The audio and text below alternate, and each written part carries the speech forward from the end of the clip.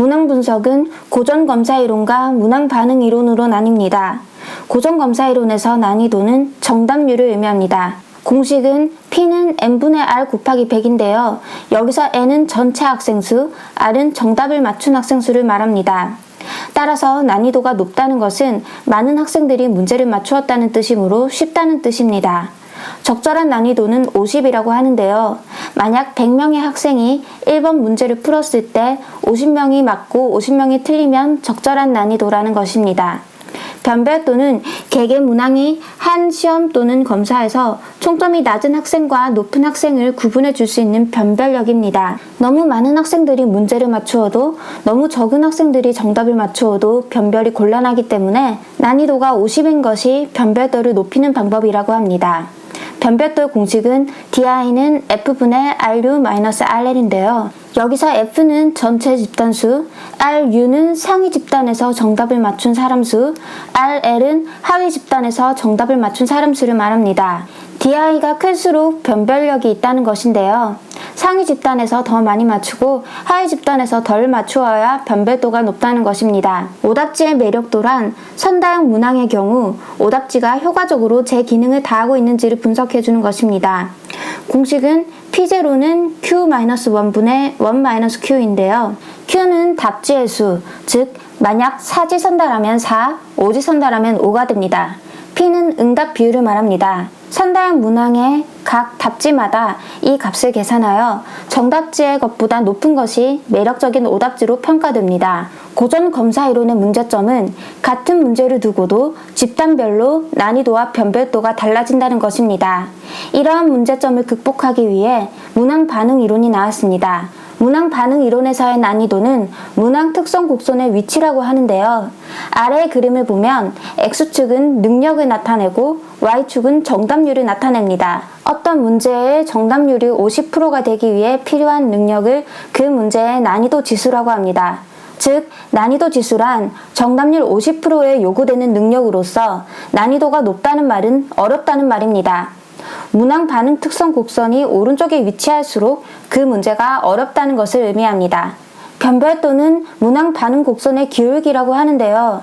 더 정확히는 문제를 풀 확률이 50%일 때의 기울기를 말하는 것 같습니다. 곡선이 가파를수록 변별이 잘 된다고 하는데요. 아래 그림에서 1번, 2번, 3번의 난이도는 같은 것을 알 수 있습니다. 왜냐하면 문제를 풀 확률 50%에 해당하는 능력이 같기 때문입니다. 하지만 문제를 풀 확률이 40%에 해당하는 능력을 측정해보면 1번 문항이 가장 낮고 그 다음 2번 문항, 그 다음으로 3번 문항입니다. 따라서 곡선의 기울기가 가파를수록 변별력이 있다고 할 수 있습니다. 추측도란 능력이 전혀 없는 피험자가 답을 맞출 확률로서 문항 반응 곡선 이론의 Y절편에 해당합니다. 교육통계 통계란 한 집단의 측정치로부터 그 집단의 특성을 이해하고 숫자들과 관계하는 사실 및 현상을 기술, 설명, 예측, 통제하기 위한 것입니다. 변이는 연구의 대상이 되고 있는 일련의 개체가 구분될 수 있는 속성을 말합니다. 변이를 하위 수준으로 세분할 때 지켜야 할 원칙은 다음과 같습니다. 동질성, 하위 수준으로 나누어 놓은 각 유목들 간의 상호 논리적인 일관성이 있어야 합니다. 예를 들어 계층을 상류층, 중류층, 하류층으로 나누는 것입니다. 상호 베타성, 어느 한 변인을 나누어 놓은 유목들 간에 서로 중복되지 않아야 한다는 것입니다. 연령을 10대, 20대, 30대, 40대로 나누는 것은 괜찮지만 10대, 15에서 25, 20대, 25에서 35 이런 식으로 나누면 안 된다는 것입니다. 포괄성, 어느 한 변인을 하위 수준으로 구분하여 놓은 유목들 속에 가능한 모든 사례가 다 포함되어야 한다는 것입니다. 성별을 남성, 여성으로 나누면 모든 인간이 두 범주 중 하나에 속하게 됩니다. 다음으로 변인의 종류에 대해 살펴보겠습니다. 질적 변인이란 속성에 따라 몇 개의 유목으로 분류가 가능하나 서열화하거나 양적으로 값을 매길 수 없는 변인으로서 성별, 종교, 직업, 거주지역 등이 있습니다. 양적 변인이란 속성을 수량화할 수 있는 변인으로서 수량적으로 표현할 수도 있습니다. 예를 들어 월수입, 지능, 학업 성적 등이 있습니다. 연속적 변인이란 주어진 범위 내에서는 이론적으로 무한히 세분된 값을 가질 수 있는 변인으로서 길이, 무게, 시간, 특이하게도 연령도 연속적 변인에 속합니다. 비연속적 변인은 어떤 특정한 값 이외에 다른 값을 취할 수 없거나 세분할 수 없는 변인으로서 성별, 종교, 직업 등이 있습니다. 종속 변인은 변인들 간의 관계에서 영향을 받거나 예언되는 변인이고, 독립 변인은 예언해 주는 변인입니다. 예를 들어 학습 시간이 학업 성취에 미치는 영향에서 종속 변인은 학업 성취이고, 독립 변인은 학습 시간입니다. 측정치는 어떤 대상의 속성의 크기이며 하나의 척도로 측정하여 얻은 수치를 말합니다.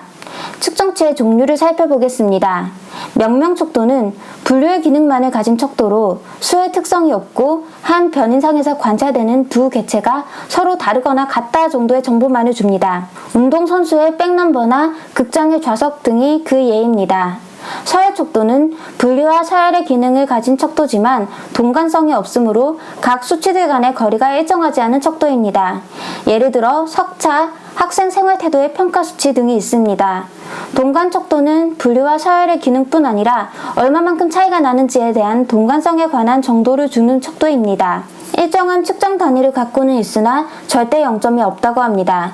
예를 들어 온도계의 눈금, 지능지수, 학생의 시험 성적 등이 있습니다. 비율 척도는 서열성, 동관성 이외에 절대 0점이 있어 한 측정치는 다른 측정치의 2배, 3배의 비율에 관한 정보를 갖고 있는 척도입니다. 예를 들면 길이, 무게, 시간 등이 있습니다. 집중 경영치는 한 집단의 점수를 하나의 값으로 요약하고 기술해주는 지수를 말합니다. 종류에는 평균, 중앙치, 최빈치가 있습니다. 만약 자료를 크기 순으로 나열했을 때 2, 3, 4, 5가 되었다면 중앙치는 그 중간에 있는 값인 3이 되고 최빈치는 빈도가 가장 많은 2가 됩니다. 자료가 각각 정상 분포, 정적 분포, 부적 분포를 이룰 때 집중 경량치 간의 관계에 대해 살펴보겠습니다. 정상 분포를 이룬다면 당연히 평균, 중앙치, 최빈치가 모두 중앙에 위치하게 됩니다. 자료가 정적 분포를 이룬다면 최빈치는 자료가 가장 높이 솟은 부분이므로 약간 왼쪽에 치우치게 되고 평균은 그보다 오른쪽에 있게 되며 중앙값은 그 사이에 있게 됩니다. 자료가 부적 분포를 이룬다면 최빈치는 역시 가장 높이 솟은 부분이므로 약간 오른쪽에 치우치게 되고 평균은 그보다 왼쪽, 중앙값은 역시 그 사이에 있게 됩니다. 변산도란 주어진 집단의 점수 분포의 정도를 나타내는 통계적 지수입니다. 종류에는 범위와 표준 편차가 있는데요. 범위는 한 점수 분포에서 최고 점수에서 최하 점수까지의 거리를 의미합니다.